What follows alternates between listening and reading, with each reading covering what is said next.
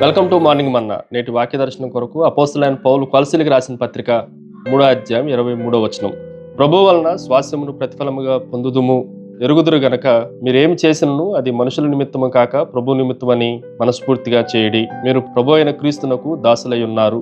మరొకసారి ఉదయకాల సమయంలో 4 ప్రాముఖ్యమైన సత్యాలు మనం గ్రహించాలి. నెంబర్ 1, చాయిస్, ఎంపిక. ఈ మాట మనం జాగ్రత్తగా ఆలోచన చేస్తే ఏ పని చేసినా ఆ పని మనం తీసుకునే నిర్ణయాన్ని బట్టి ఆధారపడి ఉంటుంది అని మనం ఈ ఉదయకాల సమయంలో మనం జాగ్రత్తగా ఆలోచన చేయాలి. ఒక 2 కూలి వాళ్ళు పనిచేస్తున్న దగ్గరికి వెళ్ళి ఒకతనే ఇలా అడిగాడంట, ఏం పని చేస్తున్నావు అని అంటే వారిలో ఒకడు రాళ్ళు కొడుతున్నాను అని చెప్పాడు. అది ఎంతో భారంతో కూడుకున్న మాటగా కనిపిస్తూ ఉంది. మరొక వ్యక్తి నా దేవునికి అందమైన మందిరాన్ని కడుతున్నాడు అని చెప్పాడు. అది ఆయన పని యొక్క శ్రేష్టతను, ఇష్టతను మనకి చూపిస్తూ ఉంది. ఈ ఉదయకాల సమయంలో మీరు ఏమి చేసినను అన్న మాటను మనం జాగ్రత్తగా ఆలోచన చేస్తే మనం చేసే పని దేవుని కొరకు నమ్మకంగా చేయటానికి, అది మన పనిని యొక్క నిర్ణయాన్ని ఇతరులకు తెలియజేస్తుంది అన్న విషయాన్ని ఈ ఉదయకాల సమయంలో మనం గ్రహించాలి. రెండో విషయాన్ని మీకు జ్ఞాపకం చేస్తాను. ఇట్ ఈజ్ ఏ క్యారెక్టర్, ప్రవర్తన. ఈ మాటను కూడా మనం జాగ్రత్తగా ఆలోచన చేస్తే మీరు ఏమి చేసినను ప్రభు నిమిత్తము చేయడి అన్న మాటను జాగ్రత్తగా ఆలోచన చేస్తే మనం చేసే పనే మన ప్రవర్తనను బయటికి తీసుకొని వస్తుంది, చూపిస్తుంది అన్న విషయం మనకి బాగా అర్థమవుతూ ఉంటుంది.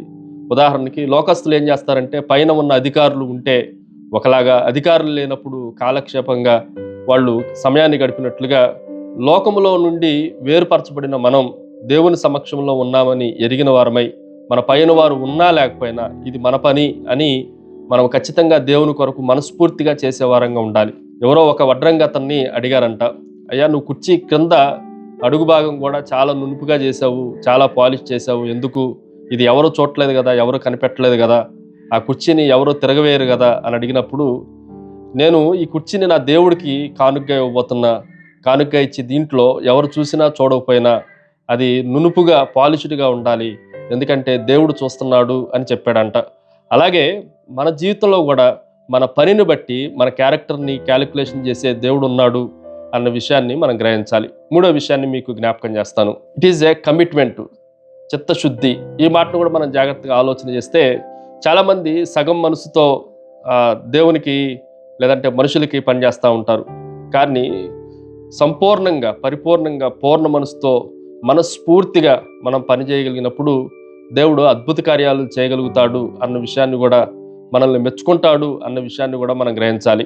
ఉదాహరణకి బైబిల్లో యోసేపు అనే వ్యక్తిని మనం చూస్తే జైల్లో ఉన్న పోతీఫర్ ఇంట్లో ఉన్న తనకు అప్పగించబడిన బాధ్యతను చిత్తశుద్ధితో చేశాడు కనుకనే ఆయన ఐగుప్తు దేశంలో ప్రధానిగా దేవుడు ఎంపిక చేసుకొని ఉన్నతపరిచాడు అన్న విషయాన్ని కూడా గ్రహించాలి. ఫైనల్లీ క్యాటలిస్ట్, ఈ మాటను ప్రేరణ, ఈ మాట కూడా మనం జాగ్రత్తగా ఆలోచన చేస్తే మన పని ఇతరులకు ప్రేరణ తెచ్చేదిగా ఉండాలి. ఒక హాస్పిటల్లో ఒక క్రైస్తవురాలైన నర్సు ఉన్నది.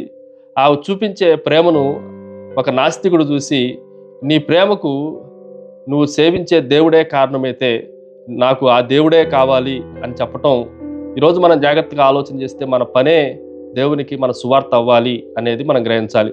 ప్రార్థన. సకల ఆశీర్వాదములకు కారణభూతుడవు తండ్రి, మా పని ద్వారా మనస్ఫూర్తిగా చేసి అనేకులకి ప్రేరణ కలిగించే వారంగా మమ్మల్ని ఆయుత్తపరచమని యేసు నామమున అడిగి వేడుకుంటున్నాం తండ్రి. ఆమెన్.